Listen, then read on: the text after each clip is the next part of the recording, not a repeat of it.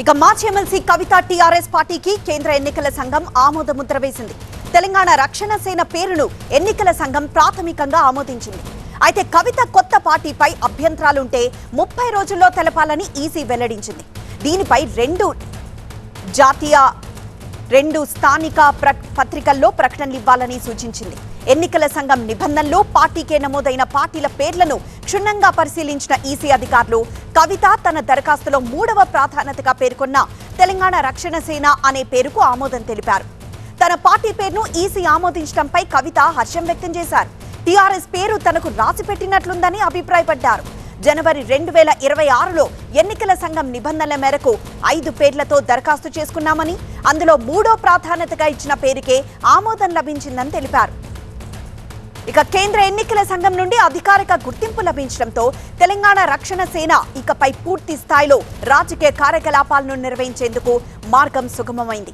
Party నిర్మాణం, జెండా రూపకల్పనపై ఇప్పటికే తన అనుచరులతో కవిత సమాలోచనలు జరుపుతున్నారు. కవిత పార్టీకి టీఆర్ఎస్ పేరు ఓకే కావడంతో రాబోయే రోజుల్లో ఆమె తన పార్టీ గుర్తుగా దేన్ని ఎంచుకుంటారనే చర్చ కూడా మొదలైంది. మరింత సమాచారం మా ప్రతినిధి రాకేష్ అందిస్తారు. రాకేష్, టీఆర్ఎస్ పార్టీపై కవిత ఆనందం వ్యక్తం చేస్తున్నట్లు తెలుస్తోంది. మరి పార్టీ గుర్తు విషయంలో ఎలాంటి ఆలోచన చేస్తున్నారు? పార్టీ గుర్తు పూర్తిగా ఆమోదం పొందిన తర్వాత ఎలక్షన్ కమిషన్ ఇచ్చేటువంటి కొన్ని ఆప్షన్స్, దాంతోపాటు వీళ్ళు ఇచ్చేటువంటి కొన్ని ఆప్షన్స్, అక్కడ ఏది సూటబుల్గా ఉంటే దాన్ని తీసుకునేటువంటి అవకాశం ఉంటుంది. కానీ కవిత అయితే ఇప్పటికీ పేరు సంపాదించడంలో విజయం సాధించారని నాకు రాసిపెట్టింది కాబట్టి టీఆర్ఎస్ వచ్చిందని చెప్తున్నారు. ఆమె ముందుగా పెట్టినటువంటి 5 పేర్లు తెలంగాణ జాగృతి, తెలంగాణ ప్రజా జాగృతి, తెలంగాణ రాష్ట్ర జాగృతి, తెలంగాణ రక్షక సేన, దాంతోపాటు తెలంగాణ ప్రజాశక్తి. ఈ పేర్లలో నేను టీఆర్ఎస్ అనుకున్నాను, ఆ టీఆర్ఎస్ని మాత్రమే నాకు రాసిపెట్టింది కాబట్టి ఎలక్షన్ కమిషన్ దానికి ప్రాథమికంగా ఆమోదం తెలిపింది అంటూ కవిత చెప్తూ ఉన్నారు. కానీ ఆమె మొన్న బహిరంగ సభలో ఏదైతే టీఆర్ఎస్ అనౌన్స్మెంట్ చేశారో ఆ రోజు మాత్రం అన్ని హోర్డింగ్స్లో వెనకాలన్నటువంటి బ్యాక్గ్రౌండ్లో మొత్తం కూడా తెలంగాణ రాష్ట్ర సేన అని కనిపించింది. అంటే మీడియాను, ఇతర రాజకీయ పార్టీలను కొంతమందిని కావాలని మిస్గైడ్ చేయడానికి, తన పని సులువుగా కానించుకోవడానికి చేసినటువంటి ఒక వ్యూహం, అందులో రాజకీయ చతురత కవిత సాధించింది అంటూ కవిత పార్టీకి సంబంధించినటువంటి కొంతమంది నేతలు చెప్తుంటే, ఇటు బీఆర్ఎస్ కానీ కాంగ్రెస్ నేతలు కానీ ఇది కేవలం ప్రాథమికంగా ఈసీ ఆమోదించినటువంటి విషయం మాత్రమే. ఇంకా పూర్తి స్థాయిలో ఆమోదం తెలపాలంటే నెల రోజుల సమయం ఉంటుంది. ఆ నెల రోజుల్లో ఇతర పార్టీలు ఎవరు కూడా అభ్యంతరం చెప్పకపోతే, ఇప్పటికే రాష్ట్రంలో టీఆర్ఎస్ పేరుతో చాలా పార్టీలు ఉన్నాయి.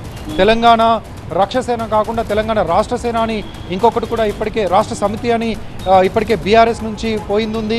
కాబట్టి దానికి 6 years కూలింగ్ పీరియడ్ ఉంటుంది. వాళ్ళు కూడా అబ్జెక్షన్ చెప్పేటువంటి అవకాశం ఉంటుంది. టీఆర్ఎస్ పేరుతో టీఆర్ఎస్ అర్థం వచ్చేలాగా అనేక రాజకీయ పార్టీలు ఇప్పటికే రిజిస్టర్ అయి ఉన్నాయి. వాళ్ళు కూడా అభ్యంతరాలు వ్యక్తం చేసేటువంటి అవకాశం ఉంటుంది. వీటన్నిటిని దాటుకొని, ఆ అభ్యంతరాలన్నింటినీ దాటుకొని వస్తేనే పూర్తి స్థాయి ఆమోదం కవిత పార్టీకి దక్కుతుందంటూ చెప్తున్నారు. ఇక సింబల్ విషయంలో ఇప్పటివరకైతే కేవలం ఎజెండా మాత్రమే చెప్పారు. పాంచజన్య ఎజెండా అని, లేకపోతే పసుపు నీలం కలర్తో ఉన్నటువంటి జెండా కలర్స్, ఇవన్నీ కూడా మొన్న బహిరంగ సభలో చెప్పారు. కానీ ఇప్పటివరకైతే ఎక్కడ పార్టీ సింబల్కి సంబంధించినటువంటి విషయాల్ని ఆమె వెల్లడించలేదు.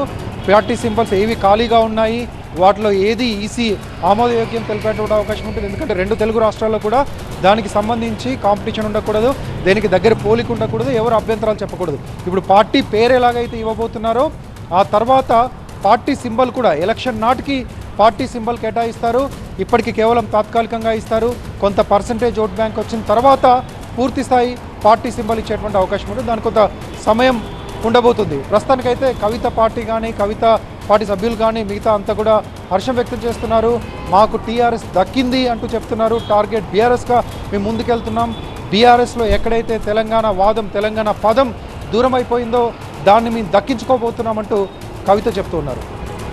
ఎస్ రాకేష్.